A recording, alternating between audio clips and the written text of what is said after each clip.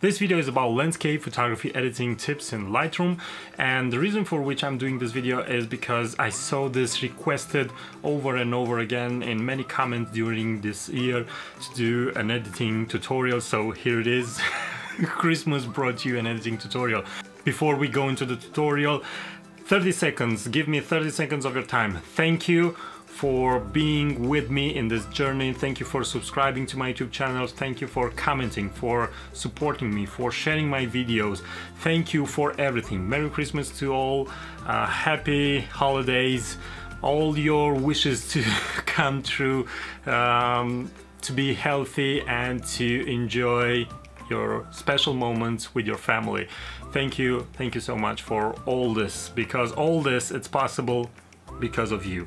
So now let's go to the tutorial. So the editing is gonna be in Lightroom Classic CC, so it's the latest version, and I'm gonna edit 3 of my photos that you already saw in my vlogs, and I will start with this one over here, which is a sunrise in the Dolomite mountains, and this is Marmolada, for example, and it's one of the places where we go and shoot the sunrise during my photo tour over there.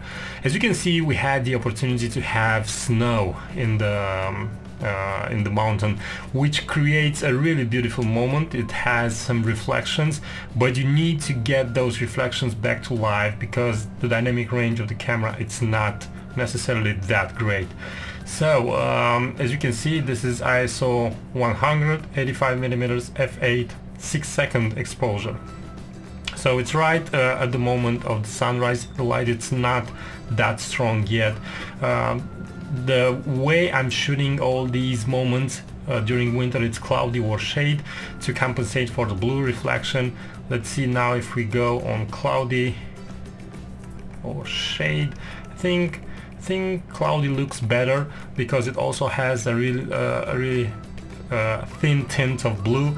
And the way I'm gonna go with this photo, it's gonna be with a 16:9 aspect ratio. Now things you need to be extra careful when editing landscapes, it's this sharpening over here. Lightroom introduces by default a 25 value of sharpening. If you have noise in the photo, this will amplify the noise. So what you need to do is drag the masking by holding down the Alt key and creating a mask to decide where this sharpening is going to go. And by default I also introduce a 10 value of luminance because dragging the contrast and the saturation will introduce some noise. Also remove chromatic aberration and enable profile correction.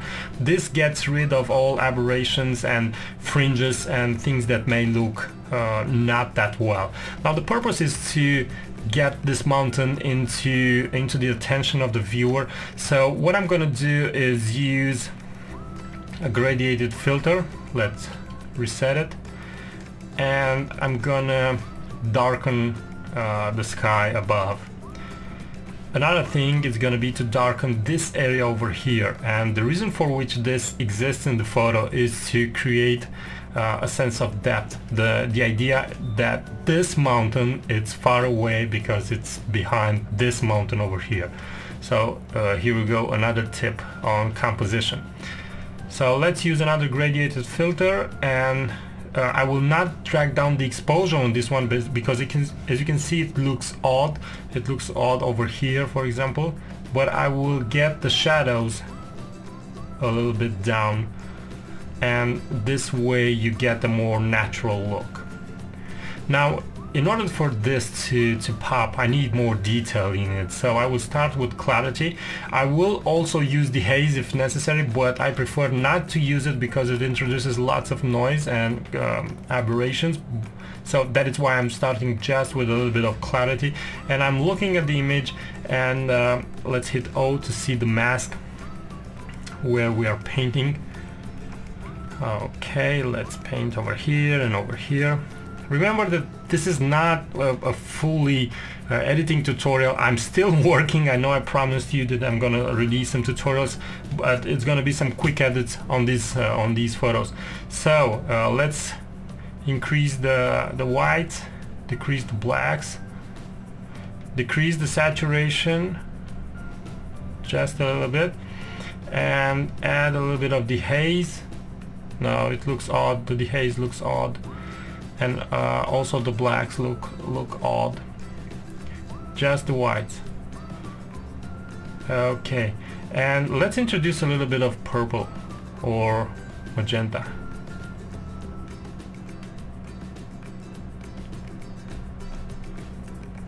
Somewhere around here. And now I will use this radial filter, and I'm gonna create a lighter area over here. I will increase the exposure, deep down the highlights, and for this one drop a little bit of dehaze, a little bit of clarity, drop down the blacks just a little bit, increase the contrast and the feather. Now let's take a quick look on the original image.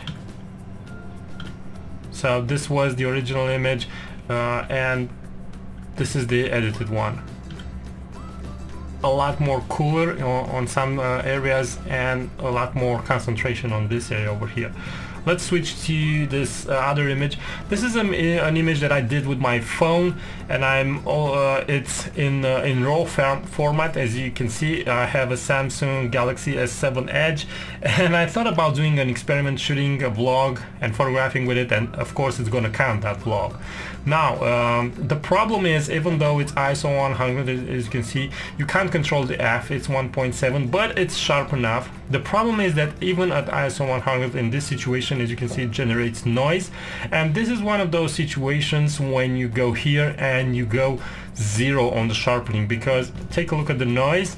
When I reduce the sharpening, the noise, it's a little bit controlled.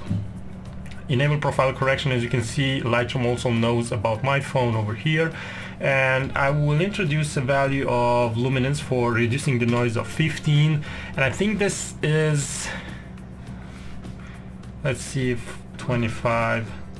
I think 25, it's a little bit too much. Don't be afraid to have a little bit of noise in your photos. Now I will use a gradiated filter and drag it like this. Take the highlights a little bit down, take the exposure a little bit down, and use this range mask of luminance to eliminate this from the darker areas. I want this mask to affect only this area and not the tree. And as you can see, this happens if I'm setting the value around here.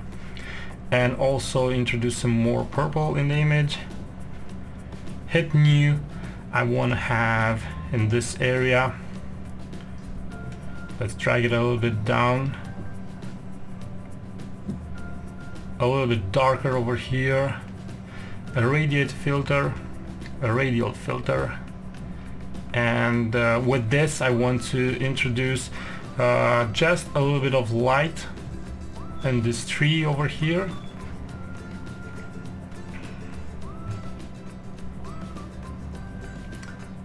And because I want to have a bigger contrast, and I'm dragging down the black point, I will also increase the dark, the black, the absolute black points of the image, and get something like this.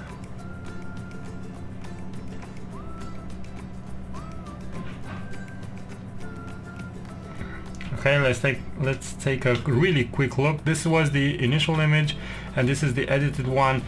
As you can see, I'm not trying to modify the image too much. I just want to make some areas pop. And now let's go to the latest image. This is I have some, no, I don't have some clippings. Okay, so the settings: ISO 170mm, f11, 1.3 seconds. The sun is going down, and right now I'm gonna use, let's before doing that, remove chromatic aberration and enable profile correction. And let's start with a gradiated filter. Drag it down and drop down the highlights, drop down the exposure. it looks okay. I don't like it because it affects this area over here. I will use a range mask of luminance and decrease the influence of this gradiated filter on blacker areas, and this way I have this area over here not affected by this layer over here, and also make it of a more interesting color. Okay, hit new again and use another gradiated filter on this lower side of the image where I want the image to be a little bit cooler, a little bit brighter, with a lot more clarity in it. Decrease the black point of the, no, too much, no, it doesn't work doing that. Increase the tint, make it more similar to the sky, something like this.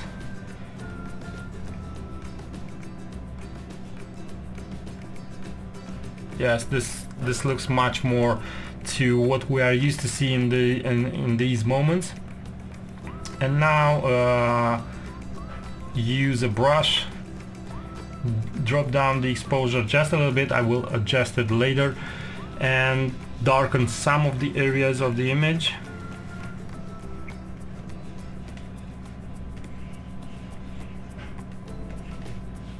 Okay, let's see. Yeah, these are enough.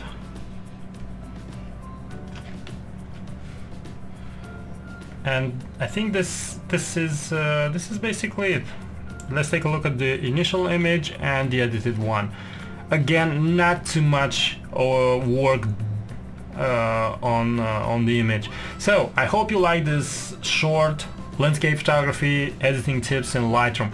I hope that this gives you a really rough idea of what I do, and I promise you I will record at some point those tutorials. Again, Merry Christmas to all of you, and hope you're gonna have a fantastic year. Hope that you are healthy and all your friends and family are healthy and there with you to celebrate this great moment. Again, thank you for being with me, and thank you for supporting this channel. Bye bye, and I'll see you in the next video.